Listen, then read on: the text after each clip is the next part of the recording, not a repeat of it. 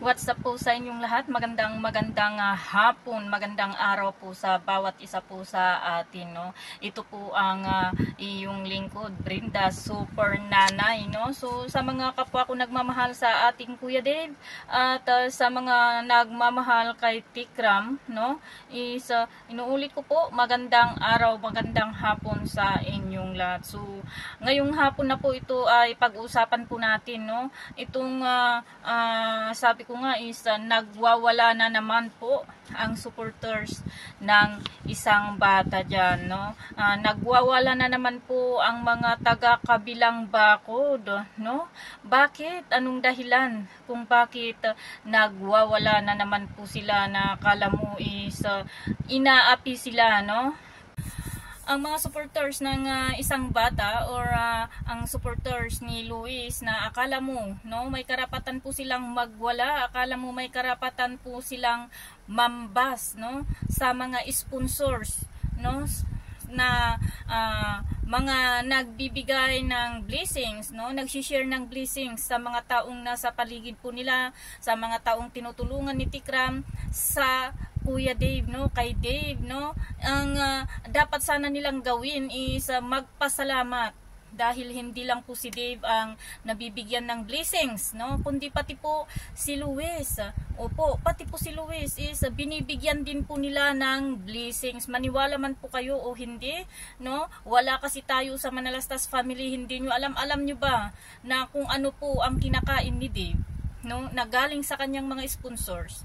Kinakain din po yan ni Luis, no, na ano po yung niluluto ni Tita Ethel, binibili ni Tita Ethel na para kay Dave, binibilhan din po niyan si Luis, lalong lalo na po kung ito po ay pagkain, no.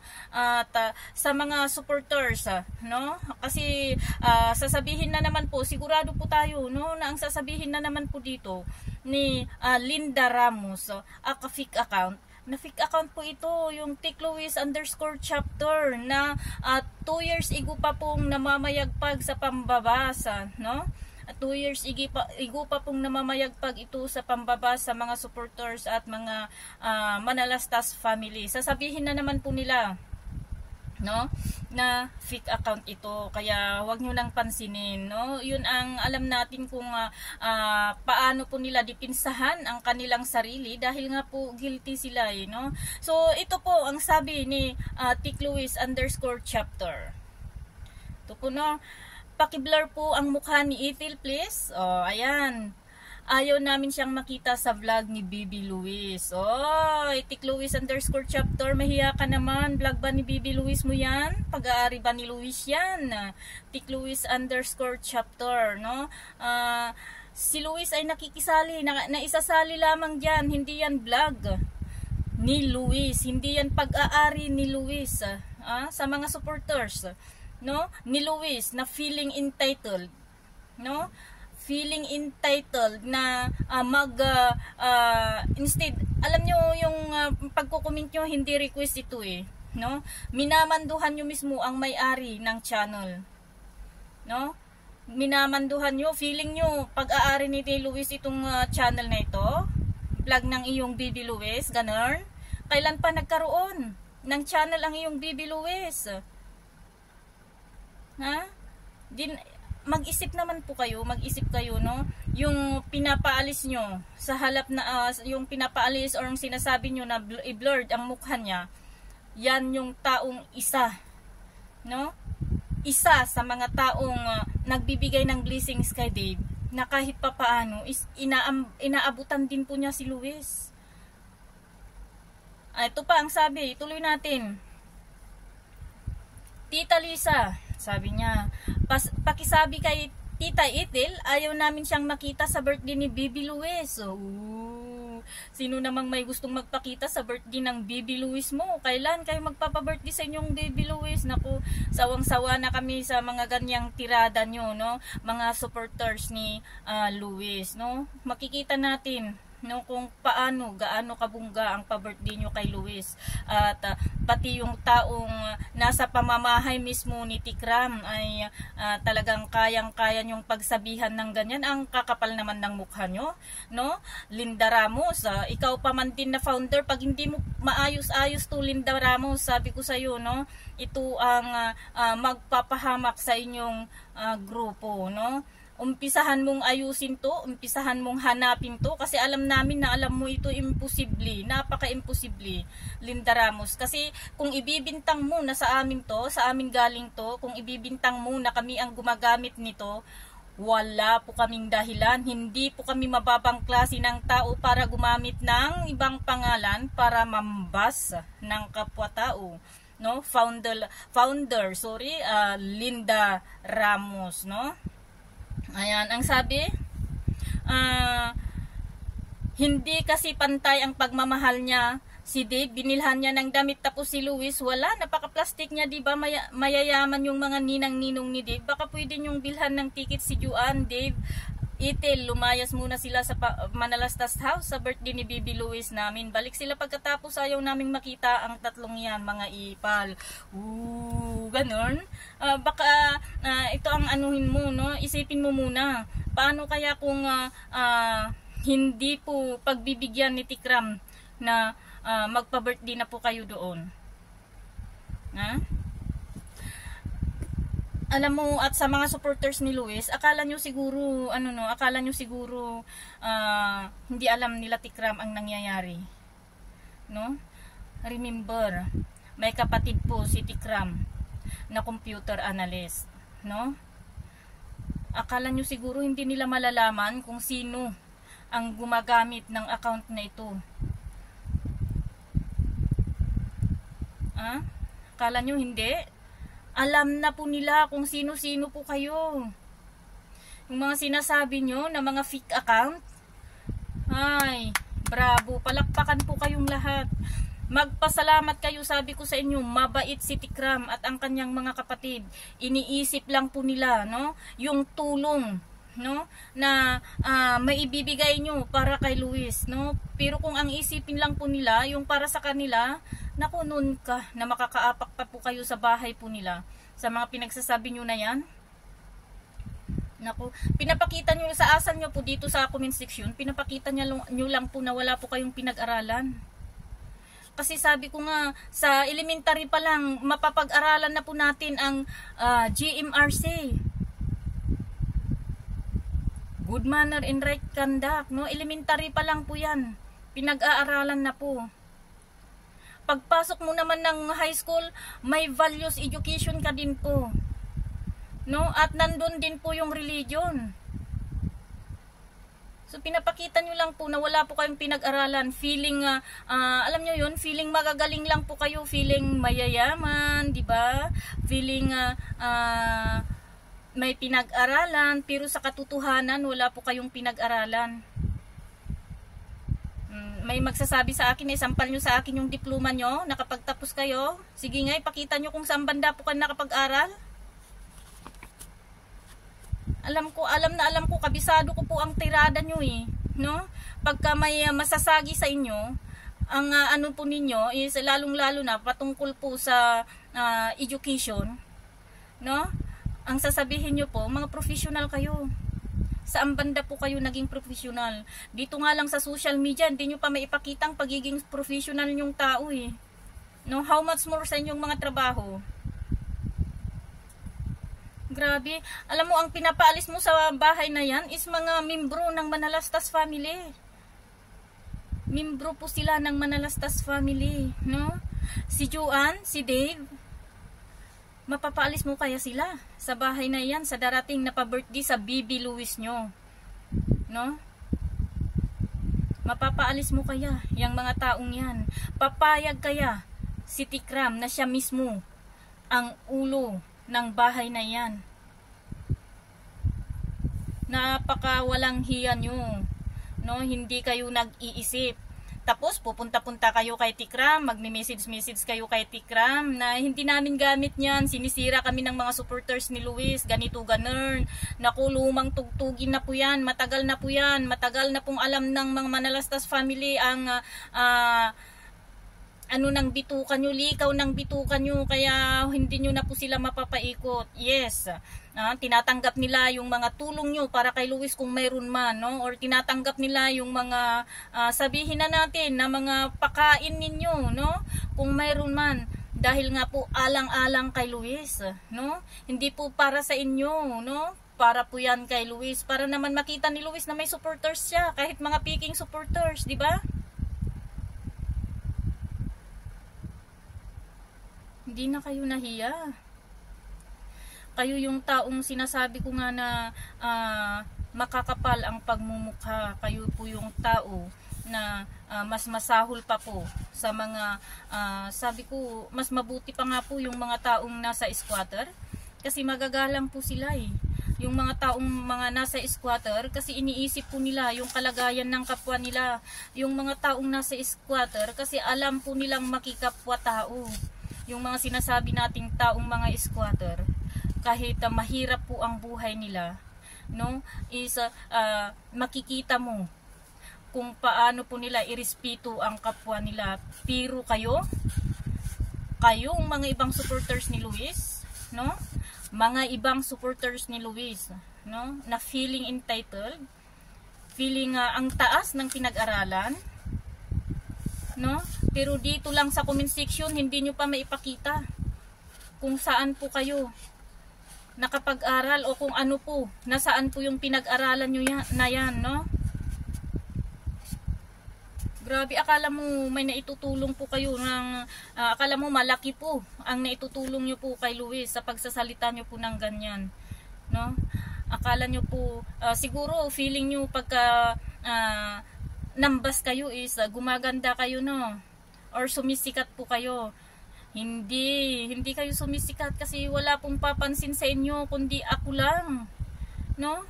Wala pong pumapansin sa mga pambabas nyo na yan kasi sawang-sawa na po ang mga nasa Tikram community sa mga gawain nyo, no? Na pakitang tao, no?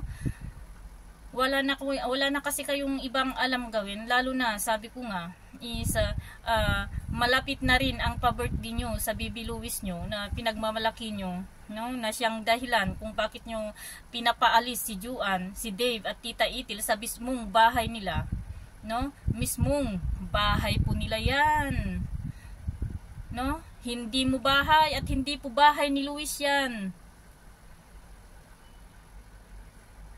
Mga supporters ni Luis,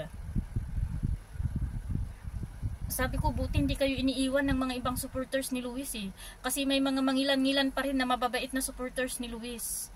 Buti hindi kayo totally iniiwan. Sa bilang yung yan, iiwan pa kayo ng mga mababait? Wala na, no? Di ko alam kung saan na po kayo susuling. Siguradong sa kumsik na lang po kayo puputak-putak, no? Sa bagay, sabi ko nga is dito nyo lang kami matatalo eh, sa comment section. Sa lahat ng bagay hindi nyo matatalo ang mga supporters ni Dave.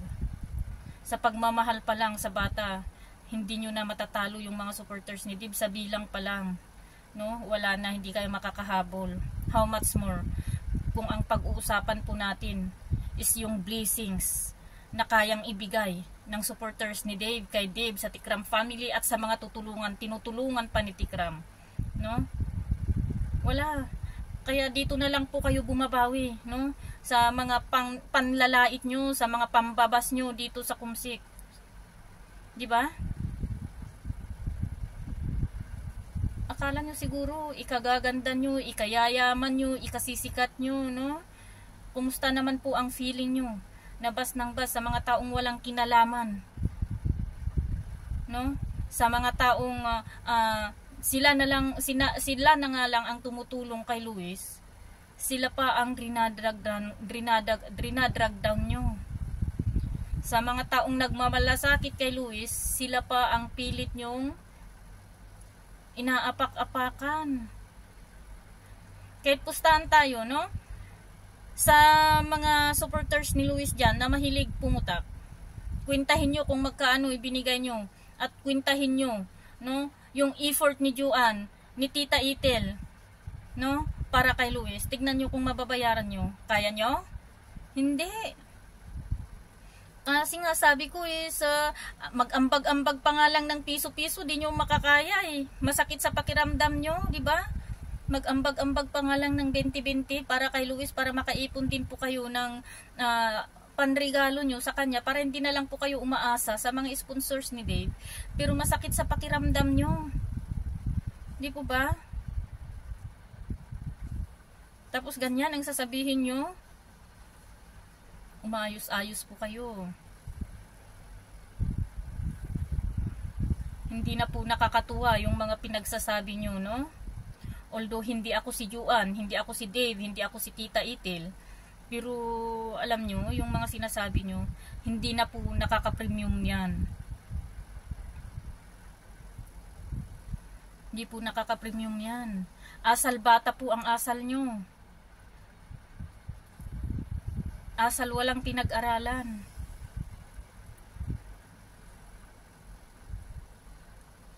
Magpasalamat po kayo. Sabi ko nga, kaming mga supporters ni Dave, no? Although mayroon naman mga supporters ni Dave na talagang kagaya nyo din sila, no?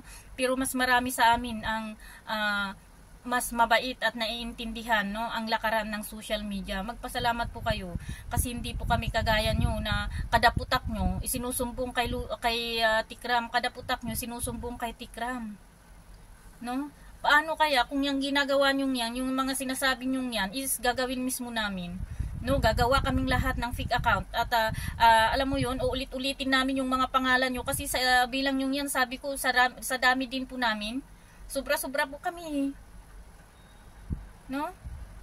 Gagawa kami lahat ng fake account at sabihin namin kung anong gusto naming sabihin para sa inyo, para kay Luis. Gusto nyo? Naku, nanghahamon yata ang ano nyo, mga ibang